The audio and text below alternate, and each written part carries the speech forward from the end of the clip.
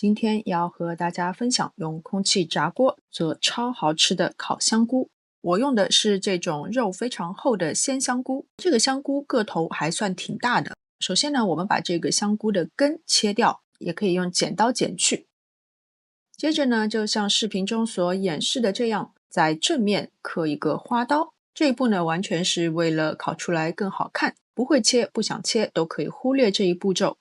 切下来的这些边角料呢，剁碎了，混合在肉馅里面做成肉丸子，也是非常好吃的。处理好的香菇洗净沥干备用，在大碗中混合屏幕上方所打出的所有的调味料，烧烤酱就完成了。这些调味料呢，仅供参考，你可以根据自己的喜好随意的进行更改，或者直接买现成的烧烤料也是可以。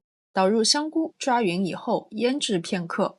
先背面朝上放入空气炸锅，表面喷适量的食用油，放入预热过的空气炸锅，180摄氏度先烤10分钟，然后翻面再喷少许的食用油，接着烤8分钟。简单几步，不用炭火，空气炸锅也能做出比烧烤摊还好吃的香辣烤香菇。穿上竹签，烧烤店的感觉这不就来了吗？孜然加辣椒粉的经典组合，一口咬下去，香料的风味瞬间在嘴里炸开，忍不住一口接一口，完全停不下来。好了，今天的视频就到这边，非常感谢大家的观看，我们下次再见。